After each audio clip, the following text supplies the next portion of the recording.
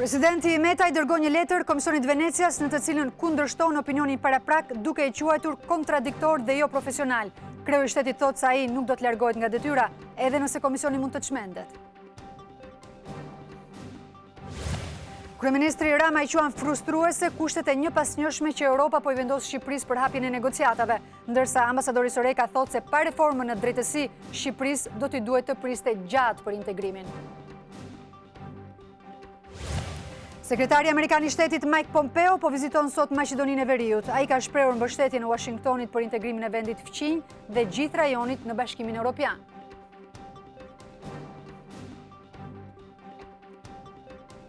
Mbyllet sot fushata elektorale në Kosovë, qytetarët do të votojnë të dielën për 25 subjekte politike për të zgjedhur 120 deputetët e rinj të kuvendit. Në lista janë regjistruar mbi 1.900.000 votues.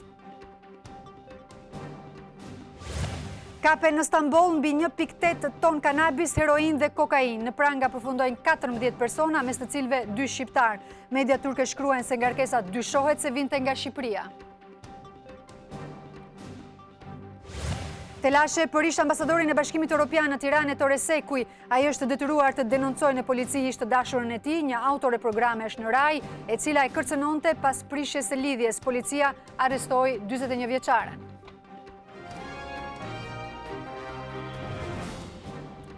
Ju përshëndes të gjithëve, mirë se vini në TV Klan. Ky është edicioni Lajmeve të orës 15:30. Do të njihemi me informacionet më kryesore të kësaj të premte 4 tetor. Presidenti I Republikës, zoti Ilir Meta, I ka dërguar një letër Kreut Komisionit të Venecias në të cilën konteston gjetjet e opinionit pararak të këtij komisioni sa I përket anulimit të datës së zgjedhjeve.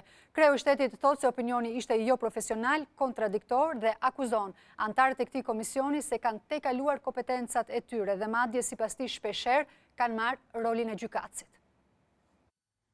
I pakënaqur me opinionin pararak të Komisionit të Venecias, I cili thotë se presidenti I Republikës I tejkaloi kompetencat e tij me anulimin e datës së zgjedhjeve. Ilir Meta I është drejtuar presidentit të këtij institucioni, Gianni Bukikios, me një letër që e kishte paralajmëruar prej ditësh se do ta bënte publike. Kreu I shtetit ka arrestuar 10 konstatime që sipas tij tregojnë mungesën e objektivitetit, mosnjohjen e realitetit dhe tejkalimin e kompetencave të tyre nga ekspertët që hartuan projekt opinionin. E gjej me vend të theksoj se vetëm një njohje e thellë e situatës në Shqipëri do të mundsonte vlerësimin objektiv të veprimtarisë kushtetuese të presidentit. Këtë bindje përforcova gjatë takimit që pata me reporterët e Komisionit Venecias në Tiranë, të cilët më shfaqen hapur shqetësimin se nuk e njihnin as pak as historinë dhe as kontekstin e zhvillimit të ngjarjeve, duke konsideruar si element kyç për interpretimin e saktë të veprimtarisë kushtetuese të presidentit të Republikës. Vlerësimi dhe interpretimi I gërmës së kushtetutës në lidhje me ushtrimin e kompetencave dhe rolin e presidentit të Republikës janë të pamjaftueshme nëse nuk vendosen në dritën e rrethanave ekstreme ku janë zbatuar. Asnjë president republike nuk do të mund të anashkalonte apo të mbetej I pandikuar prej rrezikut permanent të gjakderdhjes dhe cënimit të stabilitetit dhe imazhit të vendit.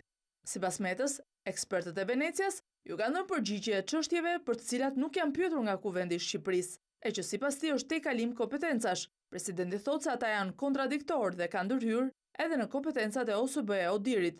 Paraqitja e fakteve dhe rrethanave në projekt opinion është e pabalancuar dhe e paplot. Shmangja dhe pamundësia e një procesi të plot faktmbledhës që dëshmojnë për masën e thellë dhe të gjerë të krizës politike në Shqipëri, sjell vlerësim të gabuar edhe të situatës juridike. Projekt opinioni nxjerr disa konkluzione që tejkalojnë mandatin e Komisionit Venecias si organ këshillimor dhe për të cilat nuk është pyetur nga kuvendi I Shqipërisë. Vlerësimi I shkallës së rrezikut në Shqipëri duke u kufizuar në ballafaqimin e cunguar të deklaratave të autoriteteve publike është jo profesional dhe janë jashtë objektit të punës së ekspertëve të Komisionit Venecias. Ekspertët kanë tejkaluar objektin e punës së tyre duke ndërhyrë në kompetencat dhe vlerësimin e OSBE-Odirit, institucioni më I lartë I autorizuar për monitorimin dhe trajtimin e çështjeve zgjedhore. Projekt opinioni I Komisionit të Venecias dhe raportet e OSBE-Odirit sfidojnë gjetjet dhe konkluzionet e njëri tjetrit. Ky opinioni I drejtë Meta vlerëson se mund të shërbejë dhe si një president I rrezikshëm, e që mund përdoret nga lider autokrat që duan të anashkalojnë opozitën. Nëse ky projekt miratohet siç është, atëherë çdo lider autokrat mund ta interpretojë këtë opinion të Komisionit Venecias në favor të tij. Në emër dhe në respekt të aspekteve procedurale, çdo lider autokrat do të frymëzohet për të shtyrë opozitat që të dalin jashtë sistemit, apo të pamundsojë me forma të fshehura pjesëmarrjen e tyre në zgjedhje, duke shkelur në themel të gjithë standardet thelbësore të zgjedhjeve në sistem demokratik, gjithmonë në emër të respektimit të procedurave të zhvillimit të tyre. Meta vlerëson se ky dokument po shërben për të rindezur sërish polarizimin politik që në këndvështrimin e tij kishte ardhur duke ushuar fal dhe ndërhyrjes së ndërkombëtarëve, ndërsa mazhorancën e akuzon se po e përdor politikisht këtë draft paraprak. Kuvendi i Shqipërisë, edhe pse në dukje ka adresuar 8 pyetje me natyrë ligjore dhe kushtetuese në Komisionin e Venecias, është interesuar vetëm për përdorimin e tij politik, duke ngritur një kurth të pamerituar në Komisionin e Venecias. Ky projekt opinion nuk është trajtuar dhe as pritet të trajtohet juridikisht nga Kuvendi, por vetëm politikisht, pasi ky ishte edhe qëllimi fillestar dhe i vetëm i të gjithë procesit. Si kundërpërgjigje Meta i drejton Venecias 10 pyetje që lidhen me kompetencat që kushtetuta i njeh presidentit. Në thelba i kërkon që komisioni të shprehet se përveç presidentit, cili është institucioni tjetër që mund nxjerrë dekrete për datën e zgjedhjeve, a mundet që Kuvendi të shfrytojë dekretet e presidentit dhe a ka kompetencë Komisioni Venecias të vlerësojë zgjedhjet lokale. Presidenti i kërkon Kreut Komisionit të Venecias që shqetësimet e tij të shqyrtohen nga të gjithë anëtarët e këtij institucioni e që të reflektohen në draftin final, që do të bëhet publik në 11 tetor. Presidenti Ilir Meta tha mbrëm në një intervistë për emisionin Opinion se nuk ka ndërmend të japë dorëheqjen, edhe pse më herët e kishte shprehur se do të kryente një akt të tillë nëse Komisioni Venecias do të vërente se ai ka shkelur kushtetutën. Meta ka bërë përgjegjës për krizën kryeministrin Edi Rama, por ndërkohë nuk ka lënë pa kritikuar edhe ndërkombëtarët. Ilir Meta nuk ka ndërmend të japë dorëheqjen nga posti i presidentit, edhe pse më herët vuri në lojë karrigen e Kreut të shtetit, duke u shprehur i gatshëm të largohej nga detyra nëse Komisioni Venecias konstatonte shkelje të kushtetutës, me anullimin që i bëri zgjedhjeve të 30 qershorit. Nëse thot shkelje dhe më bind, po, kam thënë. Dhe më bind. Po, dhe nëse Venecia vendos të çmendet, le të çmendet Venecia, unë nuk do të çmendem të lë Shqipërinë Zoti President. Në një intervistë për emisionin Opinion, Meta thotë se do të qëndrojë në detyrë deri në përfundim të mandatit. E aq më pak i druhet një shkarkimi nga ana e mazhorancës në parlament. Ai shpreh se Kuvendi s'mund ta shkarkojë, pasi mandatet e deputetëve të rinj janë të paligjshëm. Nuk po ju jap përgjigje nëse parlamenti çmendet, sepse nuk është se s'ka pasur edhe momente të tilla. Por duhet jeni të qartë që parlamenti edhe në rast se ka këtë dëshirë, ka vetëm 82 vota plotësisht legjitime deri në 24 korrik. 2022 jam këtu zoti Fevziu. Presidenti bën përgjegjës për krizën politike kryeministrin Rama. Edhe Ramizalia në 91-shin i shtyu zgjedhjet, mund ta kishte çuar vendin edhe drejt një gjakderdhje. Situata këtu ka qenë e ngjashme. Ramizalia sjell shumë herë në mënyrë më të përgjegjshme se sa sjellur kryeministri. Pa thumbuar nuk lë edhe ndërkombëtarët në Tiranë, duke i akuzuar se u bën palë në skenarin e përplasjes së shqiptarëve. E pra Ilir Meta nuk mund të prisë as për qefin e Edi Ramës, as për qefin e Lulzim Bashës, as për qefin e Monikës që të mbaj iso Lulzim Bashës, dhe as për qefin e ca ndërkombëtarëve që disa herë u bën palë, dhe ndonjëherë u bën vetë palaço që të vriteshin shqiptarët, që pastaj të thoshin po presidenti ç'a bëri. Mohon që mes tij, ish kryeministrit Berisha dhe përfaqësuesve të opozitës të ketë patur një pakt për të rakorduar lëvizjet. Zero marrëveshje midis meje dhe Berishës, zero marrëveshje midis meje dhe Lulzim Bashës, zero marrëveshje midis meje dhe Monika Kryemallit. Për daljen nga kriza thotë se ka vetëm një rrugë, dhe ato janë zgjedhjet e parakohshme. Unë nuk e di se si mund të zgjidhet kjo situatë pas zgjedhje. Nuk e trem pas pak ngritja e spakut që pritet të hetojë zyrtarët e lartë. Zero, dhe më mirë nga gjithë e di Edi Rama, sepse unë në raport me ligjin jam njeriu më i kujdesshëm, politikani më i kujdesshëm në Shqipëri, sepse dua gjithmonë të ruaj pavarësinë time dhe integritetin tim. Presidenti Meta mohoi gjithashtu të ketë pasuri të paluajtshme të regjistruara jashtë vendit. Kryeministri Edi Rama e sheh si frustruese dhe të padrejtë sjelljen e disa vendeve të Bashkimit Evropian për shtimin në vazhdimsi të kushteve të reja për çeljen e negociatave. Gjithsesi, Kryeministri Rama thotë se do të vijojë me reformën në drejtësi. Edi Rama e vlerëson si frustruese dhe të padrejtë sjelljen që vendet e Unionit Evropian kanë karshi vendeve aspirante për të bërë pjesë e kësaj familjeje. Në konferencën që mblodhi 6 ministra të drejtësisë së Ballkanit Perëndimor në ministerialin Drejtësia mbi gjithçka, kryeministri foli me doza të larta ironie dhe pa kënaqësie për kushtet e njëpasnjëshme që janë vendosur Shqipërisë, e që sipas tij, pasi plotësohen, dera e pranimit nuk hapet, por shtohen kushte të tjera. Fati i të gjithëve ne në këtë anë të botës është që ne jemi këtu që luajmë dhe ju na shihni se si luajmë. Shtrëngoni duart me ne, pastaj në fund thoni mirë, çunat mirë dhe gocat mirë apo jo tamam. Unë jam i sigurt që më kuptoni. Bëhet fjalë për 2 javë që ndoshta të kemi shuplakën tjetër të radhës dhe pastaj duhet të shtrëngojmë duart. Janë të njëjtët persona që thonë që keni 3 kushte, pastaj i bëjnë 5.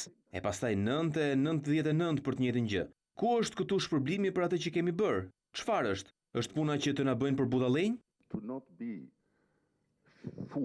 Ambasadori Soreka si përfaqësues i Bashkimit Evropian e shet të ardhmen e Shqipërisë më optimiste se kryeministri. Ai vlerëson hapat e hedhura me reformën në drejtësi të pakrahasueshme sipas tij me asnjë vend tjetër. Reformë që për Sorekën është vendimtare për çeljen e negociatave. Jemi 2 javë larg nga vendimi për të ardhmen në Shqipëri. Pa reformën në drejtësi, Shqipëria do duhet të kishte pritur vite për të ardhur në këtë ditë. Shqipëria është e gatshme të lëvizë në një stad tjetër. Çelja e negociatave do të ndryshojë gjithçka për Shqipërinë. Pavarësisht vendimit të 18 tetorit të Këshillit Evropian, Edi Rama e bën të qartë se arsyeja pse vendet e Ballkanit e kërkojnë me ngurmë futje në Bashkimin Evropian është ndërtimi i institucioneve më të forta dhe më demokratike.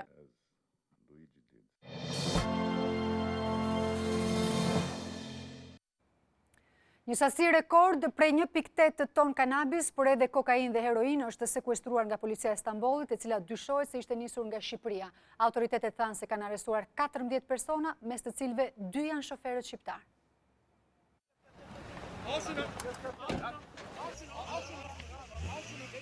Këto janë momentet kur 10 forcat policisë turke të Stambollit bën të mundur sekuestrimin e 1 tonë 881 kg kanabis të fshehur brenda 2 furgonëve të cilët transportonin materiale tekstile.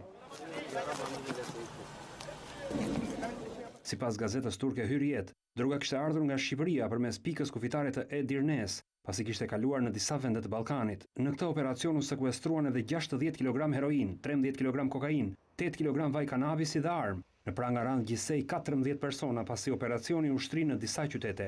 Mes të ndaluarve janë dhe 2 shoferë që sipas të njëjtave burime dyshohet se janë shqiptar, por identiteti i tyre nuk bëhet ende i ditur. Kokaina dhe heroina ishte fshehur brenda bombolave të gazit për t'u shmangur kontrollit të policisë. Hetimet për këtë grup kriminal të trafikut të drogës nga Shqipëria në Turqi kishin nisur prej 6 muajsh. Autoritetet turke thanë se lënda narkotike vinte e fshehur shpesh brenda materialeve tekstile. Kanë qenë të shumta rastet e zbuluara kohët e fundit të linjës së trafikut të drogës nga Shqipëria në Turqi. Grupet kriminale dërgojnë atje kanabis të cilin e shkëmbejnë me heroin. Pak ditë më parë ishin autoritetet greke që kapën 2 skafe me rreth 1.2 ton kanabis që tentuan të futen në ujëra turke, ndërsa në pranga ranë 4 shqiptar. Vetëm në Stamboll nga fillimi i këtij viti janë sekuestruar mbi 20 ton kanabis. Prokuroria e Krimeve të Rënda ka ankimuar sot vendimin e gjykatës për krime të rënda për ish-ministrin e Brendshëm Sajmir Tahiri. Një ditë më parë edhe Tahiri ankimoi vendimin e gjykatës, e cila e shpalli fajtor me akuzën e shpërdorimit të detyrës duke dënuar me 3 vjet shërbim prove. Gjykata e shkallës së parë rrëzoi të gjitha akuzat për trafik droge, bashkëpunim dhe grup të strukturuar kriminal.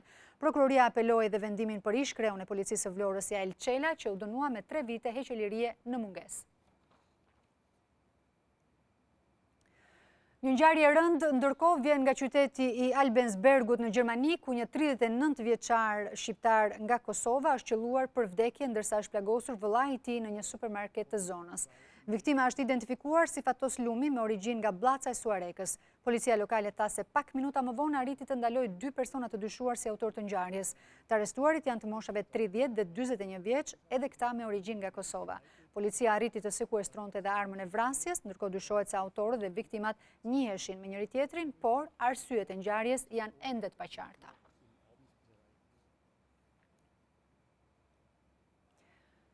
Ish kreu i kadastrës së Durrësit, Liridon Pula, i akuzuar për shpërdorim detyre, do të vijojë të qëndrojë në arrest me burg. Zëvendës kryeministri Erion Braçe ka akuzuar prokurorin e çështjes se po u bën një shantazh kriminal punonjësve të shtetit. Arrest me burg është masa e vendosur nga gjykata e Durrësit ndaj Liridon Pulës, ish kreu të kadastrës në këtë qytet. 36 vjeçari akuzohet për shpërdorim detyre pasi dyshohet se së bashku me zyrtar të tjerë kanë tjetërsuar pronat, kryesisht ato në Bregdet. Pas këtij vendimi ka reaguar zëvendës kryeministri Erion Braçe, duke akuzuar prokurorin e çështjes për shantazh kriminal ndaj punonjësve të shtetit. Ky është akti final i një historie të gjatë, gati 1 mujore, presioni, shantazhi kriminal mbi atë punonjësin e shtetit shqiptar, jo për atë që pretendon prokurori për këtë çështje këtu, po presion kriminal që është bërë në mënyrë më të qartë mundshme për ca 10 vjet tjera, shumë të rënda, të mëdha në kohë të ndryshme, në atë zonën e Gjirit Lalzit. Liridon Pula u arrestua me 1 tetor në zyrë për shpërdorim detyre lidhur me një objekt i cili ka marrë leje zhvillimi dhe leje ndërtimi. ndërsa në kërkim u shpall edhe ish drejtori i legalizimeve Flamur Gjuzi për të njëjtën akuzë.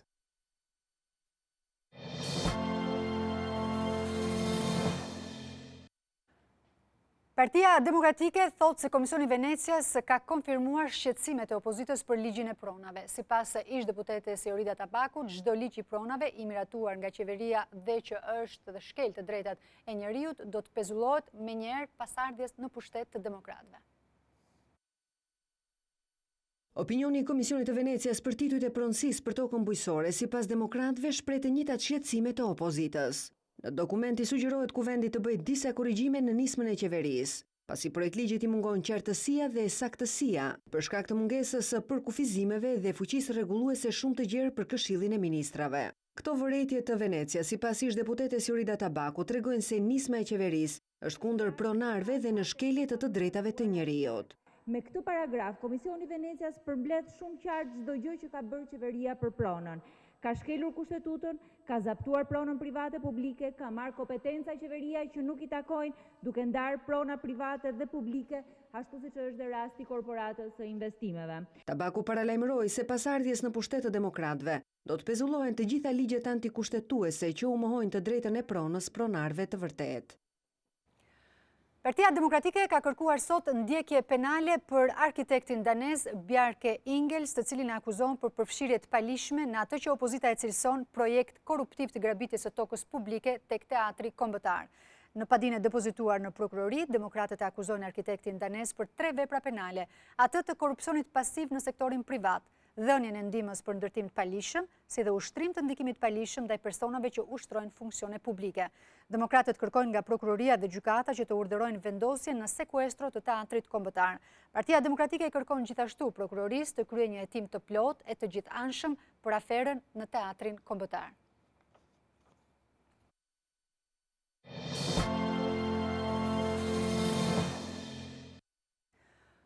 Universiteti i Mjekësisë kërkon rikthimin e konkursit për të gjithë maturantët që duan të bëhen pjesë e tij. Rektori Arben Gjata thotë se janë vënë re nota fiktive nga gjimnazet, veçanërisht nga ato në rrethe.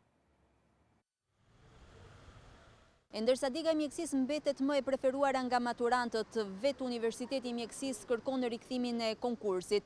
Sipas drejtuesve të universitetit, nuk mundet që të barazvlerësohet një 10 e marrë në shkollat e kryeqytetit me një 10 e marrë në shkollat e tjera të vendit. Kemi mbledhur të dhënat e viteve të fundit dhe kemi 3 kategori studentësh. Një kategori studentësh janë rreth 30% bien 1 deri në 2 nota nga mesatarja e gjimnazit, rreth 40% që bien rreth 3 nota nga mesatarja e gjimnazit. Kemi dhe 30% të cilët bien më shumë se 4 nota nga mesatarja e gjimnazit, gjë që tregon që dhe ato 10 që janë marrë në për gjimnazë nuk janë të gjitha njësoj. Mund të ketë farë fiktiviteti në dhënien e notave në gjimnazë. Rektori Gjata thotë se për të shmangur hapësirat korruptive, konkursi duhet jetë informatizuar dhe kandidatit të njetë direkt me pikët e marra. Të krijojmë mundësitë reale për të bërë dhe një konkurs pranimi, por i cili duhet të jetë i tipit informativ. Ne kemi rezultate shumë të mira, sepse këtë e aplikojmë ke pranimet për specializim. Është diskutuar qoftë me Ministrinë e Arsimit, qoftë me Ministrinë e Shëndetësisë kuadër të paktit për universitetin dhe është mirë pritur si ide, po kërkon investime. Plotësimi i kuotave të pranimit që në raundin e parë të regjistrimeve, sipas Gjatës lidhen me rritjen e kërkesës së tregut të brendshëm për mjek, pas largimit të tyre jashtë vendit, por edhe si një mundësi për punësim direkt në vende të tjera. Një tjetër rast i mungesës së sigurisë ushqimore pranë institucioneve arsimore. 26 nxënës të shkollës së mesme të bashkuara Dem Haxhia në Postrib janë paraqitur në spitalin e Shkodrës me simptoma intoksikimi. Shkak dyshohet konsumi pra një fast foodi në shkollë. Inspektorët të shëndetit publik kanë marrë mostra për të zbuluar shkakun e helmimit. Mësohet se 7 nxënës janë ende nën kujdesin e mjekëve, ndërsa të tjerë kanë lënë spitalin.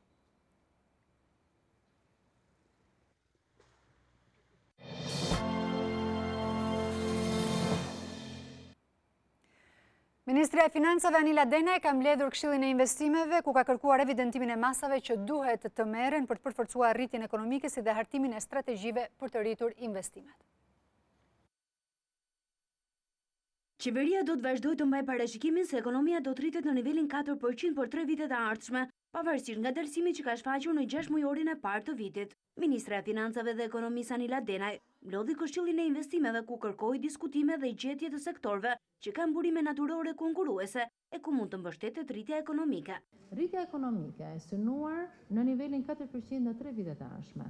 Ulja në vijim e nivelit papunësisë. Kërkon jo vetëm konsolidim fiskal, por dhe politika ekonomike sektoriale të qëndrueshme dhe të planifikuara për një afat më të gjatë se sa një vit. Për 6 muajt e parë të vitit ekonomia u rrit me 2.36%, afërsisht 2 herë më pak se parashikimi i qeverisë për normën 4.3%. Anila Denaj tha se qeveria dhe institucionet publike do të rishikojnë masat për të rritur investimet në ekonomi.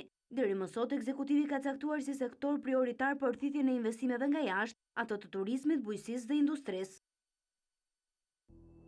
tvklan.al, webi më i klikuar ndër të gjithë televizionet mbar shqiptare. Lajmi i fundit, gjithçka ndodh në vend, rajon dhe botë. I gjeni në kohë reale në tvklan.al. Informohu në lëvizje vetëm me një klikim në celularin tuaj, edhe në aplikacionin tvklan.al. Video dhe lajme për çdo emision, dhe të rejat apo sinopset e serialeve tona, vetëm në tvklan.al.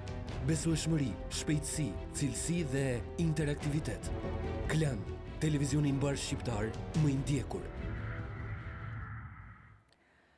Sekretari Amerikan i Shtetit Mike Pompeo nisi sot vizitën zyrtare në Maqedoninë e Veriut. Ai u prit në aeroportin e Ohrit nga ministri i jashtëm Nikola Dimitrov. Në Ohër, Pompeo takua me presidentin Stevo Pendarovski dhe gjithashtu me kryeministrin Zoran Zaev. Zyra e përshtypje e kryeministrit Maqedonas tha se takimi ishte kok më kok. Gjatë takimit janë diskutuar zbatimi i mëtejshëm i marrëveshjes së Prespës, por edhe rruga euroatlantike e Maqedonisë së Veriut. Pompeo mbërriti në Maqedoninë e Veriut pas vizitës në Malin e Zi, ndërsa turi do të vijojë me Greqinë.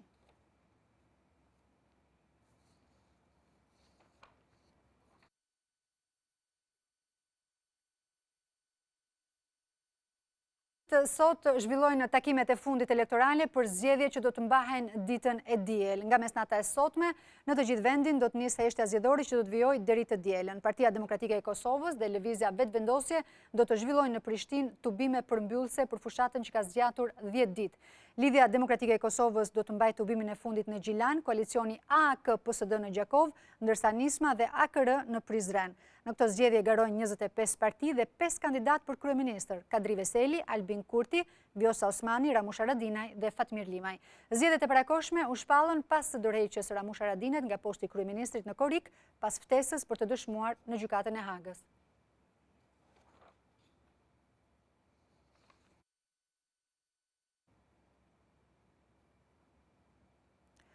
Ambasadori Amerikan në Gjermani, Richard Grenell, do t'jetë i dërguari i posaçëm i presidentit Amerikan Trump për bisedimet Kosovë-Serbi. Blerta Dalloshi Berisha jep detajet. Kosova e ka mirëpritur deklaratën e presidentit Amerikan Donald Trump për emërimin e ambasadorit të SBA-s në Gjermani si të dërguar të tij për dialogun Prishtinë-Beograd. Për presidentin Hashim Thaçi, ky emërim është një tjetër dëshmi që Trump dhe administrata amerikane qëndrojnë pranë Kosovës në çdo hap të rëndësishëm. Këtë emërim e ka mirëpritur edhe kryeministri në detyrë Ramush Haradinaj. Përparim kryesiu nga grupi për studime juridike dhe politike thotë se kjo konfirmon në mënyrë faktike përfshirjen e SBA-s në dialog. Përfshirja më të tjeshme e Shtetet Bashkuara të Amerikës është tregues i mos suksesit të Bashkimit Evropian që të përmbyll një proces mbi të cilin ka marrë një përgjegjësi. Ai ka shprehur shqetësime për profilin e të dërguarit të SBA-s për dialogun. Ai pritet që të përfshihet në një proces pa një ekspertizë dhe pa një përvojë substanciale mbi regionin. Grenell, eksperti i politikës së jashtme, ka qenë zëdhënës i misionit diplomatik të SBA-s në OKB për 7 vjet. Bashkësia ndërkombëtare posaçërisht Shtetet e Bashkuara vazhdimisht janë duke bërë trysni që të rifillojë dialogu Prishtinë-Beograd menjëherë pas krijimit të qeverisë së re pas zgjedhjeve në Kosovë. Blerta Dalloshi Berisha, TVKlan Prishtinë.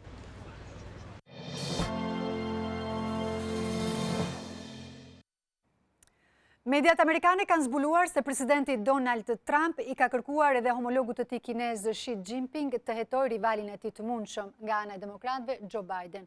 Mediat kanë publikuar gjithashtu dhe një telefonat mes dy presidentëve. Presidenti Amerikan Donald Trump i ka kërkuar edhe homologut kinez Xi Jinping të hetojë Joe Bidenin dhe të birin për aferat të mundshme korruptive. Mediat amerikane kanë zbuluar këtë herë një përgjim të një telefonate që Kreu i shtëpisë së bardhë ka zhvilluar me udhëheqësin kinez më 18 qershor. Sipas CNN, Trump i ka kërkuar Jinpingut të nxjisë hetime për një investim prej miliona dollarësh që Banka e Kinës me kapital shtetëror ka bërë në vitin 2013 tek fondi BHR Partners, ku 10% aksioneve i zotronte Hunter Biden. Investimi është bërë menjëherë pas vizitës së Joe Bidenit në atë kohë zëvendës presidenti i Shteteve të Bashkuara në Kinë. Dyshime ka se banka kineze kishte pranuar të investonte në fondin e djalit të Joe Bidenit në këmbim të ndikimit të Washingtonit për të ulur tensionet diplomatike të asaj kohe në rajon. Por zëdhënësi i Ministrisë së Jashtme kineze i hodhi poshtë këto informacione. Ashtu si edhe në rastin kur i kërkonte hetimet për Bidenin presidentit të Ukrainës, shefi i shtëpisë së bardhë ka përdorur një server komunikimi jashtëati zyrtar. Demokratët që kanë nisur procedurat për hetim penal ndaj presidentit thonë se Trump ka shfrytzuar postin për të dëmtuar politikisht rivalin e mundshëm demokrat Joe Biden në presidencialet e 2020-s. Një ngjarje e pazakontë ndërkohë vjen nga Dallas i Shteteve të Bashkuara, ku një policë është dënuar me 10 vite burg për vrasjen padashe të një afroamerikani. Duke menduar se po hynte në banesën e saj, ajo ka hyrë në atë të viktimës, 26 vjeçarit, të cilët e ka qelluar duke menduar se ishte hajdut.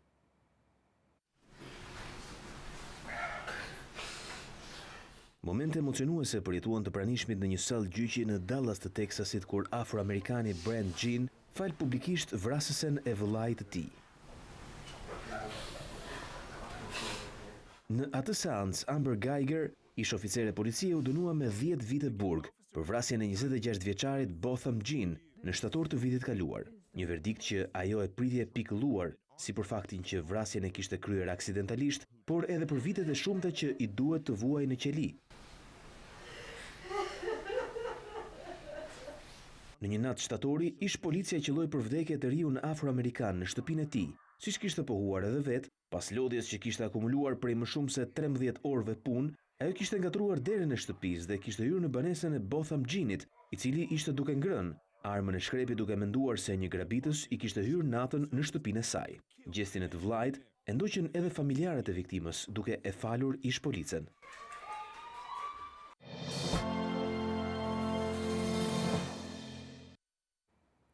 Komiteti i Zhvillimit Urban në Organizatën e Kombeve të Bashkuara ka vlerësuar zhvillimet në Tiranë dhe sipas të Kreut të Bashkisë Erion Velia, ndikim pozitiv kanë pasur mbjellja e pemëve, këndet e lojrave për fëmijë dhe gjithashtu shtimi i hapësirave pedonale. Zhvillimi urban që ka marrë Tirana në vitet e fundit është vlerësuar sërish nga Organizata e Kombeve të Bashkuara. Kryebashkia Velia një ditë më parë u bë pjesë e sesionit të 80 të Komitetit të OKB-s mbi zhvillimin urban, ku prezentoi arritjet e disa nismave. Fakti që Tirana është avangard kur vjen puna tek disa zgjedhje që janë me kosto të ulët, po me përfitim të lartë shoqëror, si mbjellja e pemëve, hapësirat tona pedonale, fokusi tek fëmijët, ishte vërtet një moment për të ndjerë krenar që drejtori një nga qytetet që sot është bërë shembull. Ai foli edhe për menaxhimin e situatës së emergjencës pas tërmetit. Tirana është ngritur në këmbë dhe jo vetëm që falenderova vendet anëtare që na ndihmuan në ditët e para me tërmetin, siç ishin Katari, Kuvajti, siç ishte Italia, Greqia, fëmijët tanë, Turqia gjithashtu, por edhe një mënyrë për treguar se një qytet si Tirana ngrihet shpejt në këmbë. Besoj që viti i ri do të na gjejë me shtëpi të rindërtuara, totalisht të ri më këmbur nga tërmeti. Velia i theksoi se Tirana i ka paraprirë nismës së OKB-s për mbjelljen e pemëve dhe vetëm gjatë këtij sezoni kryeqytetit do t'i shtohen 150.000 pemë.